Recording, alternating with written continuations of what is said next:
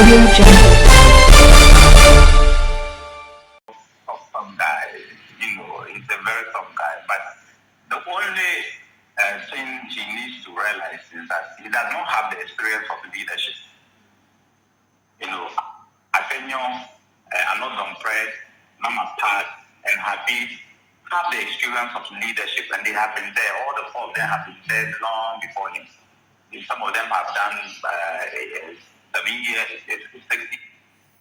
All right, Ebusiana say any ya into HSA Uko PMD His Excellency John Dramani Mahama appointees no I reshuffle be a conso ama majority leader I Mahama Ayariga ye ni every ho edene akobe before HSA na a month for be na because ye ni every ho edi James Ayariga adi na beshim na eno na say ya papa bi eba monte so just say this James no oni leadership experience bi as ye hwe afanyama ke ne nkofo a you can see say omoye so experience when it comes to leadership into communication ni so active James Gaga ne die agaga die aye bibie wo ho na ye he Senator Lawrence anke wo se defense minister anke ye de man na nso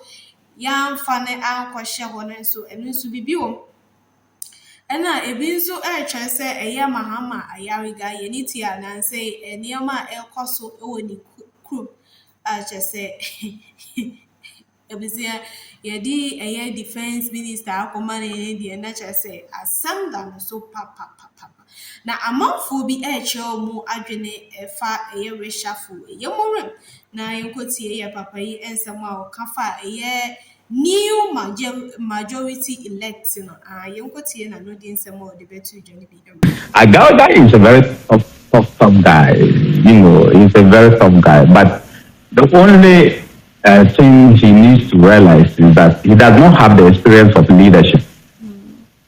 Atenyo, Anodon Press, Mama Pat, and Habib have the experience of leadership, and they have been there. All the four of them have been there long before him. Some of them have done 7 years, 6 years. Some of them have done 6.5 years. Atenyo has done almost like 4 years in leadership. So they have the experience of leadership and what it takes. And it is a calling. But apart from that, it's a skill that you need to learn on your feet. But when it comes to parliamentary work, Ayariga came in, and I think either 2012 or 2016, so 2012. So he came with a thing they are mixed. So he has an idea about how to go about leadership. So I'm not surprised that the president picked up on him to go. If he didn't go there, then he would have gone to defense. But once the president believes that he will settle on this, he has to learn very fast. Otherwise, trust me, the mighty 87 will overrun him. And will overrun him very, very fast. And he's 188 because I know that there's one who's locked up outside the country. So the 188 and then the 87 members, I can tell you that if he's not on his feet, the 87 will overrun him and overrun him very, very quickly. Congratulations are in order for you. But how did this news come to you?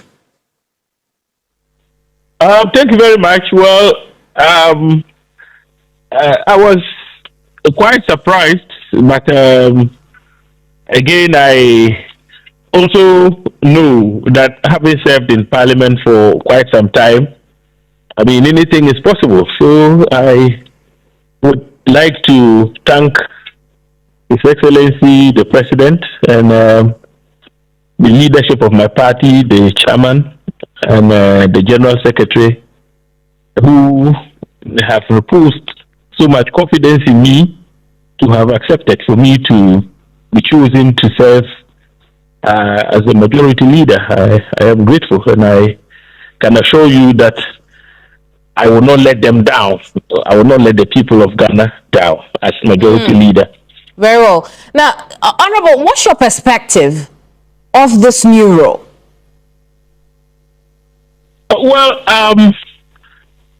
the leadership in the House, if you are made the majority leader, what it means is that you must develop the capacity to first of all, move the majority side along, as well as the minority, because you're leader of what? The House, a leader of government business.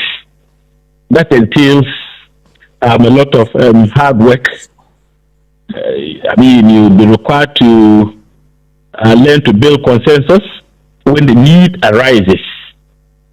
And at the same time, you must develop the capacity to champion government business, even in the face of stiff opposition from a minority that is very vociferous. So those are the perspectives I can share with you for now. It's quite a Herculean task, but I can assure you that I have what it takes to deliver.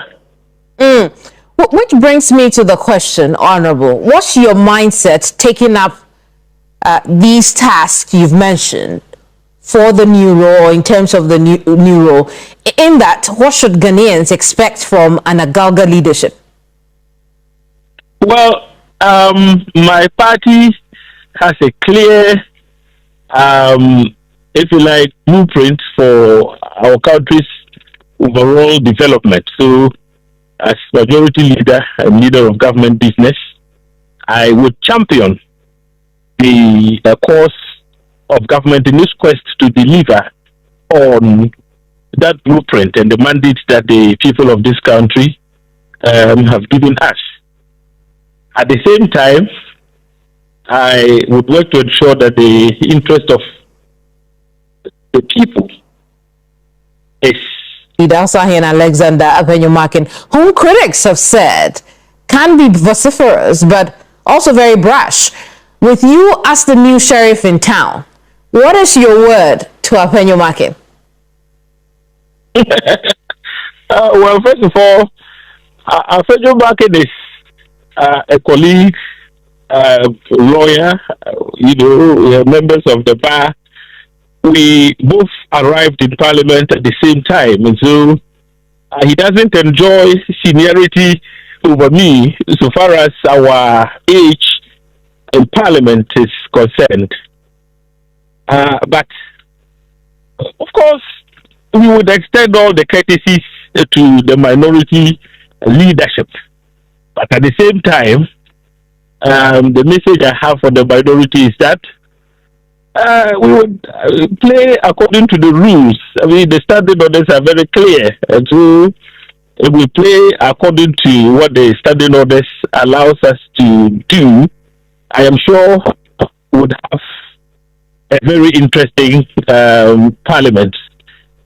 I can assure, I've heard people say, oh, but maybe I'm new to leadership and could be bullied. If you've known me for some time, you would agree that I am not the type who can be bullied. Far from that. But like I said, Fejo Martin is a nice gentleman, and so we would have called him all the courtesies. We would expect him to do likewise. And if we do that, I'm sure there will be peace and tranquility in the house. He get ready for showdowns or a showdown? No. I don't think it would get to the point where we would have to have a showdown. But if we have to have a showdown, why not? But as majority, our interest is to ensure that government business is not interrupted. And I'm going to, my colleague, the Honorable Ayariga, did very well when he was, and he's still the majority leader anyway. He did very well and soft-spoken, but very decisive and resolute. So I think that I would walk very much in his footsteps and ensure that government business is not disrupted in any way. Honorable, you have been described as a tough guy and not a pushover, at least from the commentators I've heard so far. Where there appears to be a dissent is when former Defense Minister Dominic Nitiwul says you do not have leadership experience enough to be majority leader. Your reaction? Oh, the Defense Minister, former, is a very good friend of mine. When he was Minister for Defense, I happened to be the ranking member of the Defense and Interior Committee of Parliament. So I actually oversighted him. And he knows too well that the position of ranking member is part of what? The leadership structure of Parliament. Are you with me? Right. Yeah. Yes. He's very much aware. So, and for 8 solid years I was ranking member, that was a leadership role in Parliament. So I am not new to leadership in Parliament. As we speak, I'm the chairman of the Defense and Interior Committee. That is a leadership role in Parliament. It's part of the extended leadership structure of Parliament. So I am coming from the point where one can say that I am new to leadership. What be said about me? And so I believe that you'll be the best to pass judgment. Yes.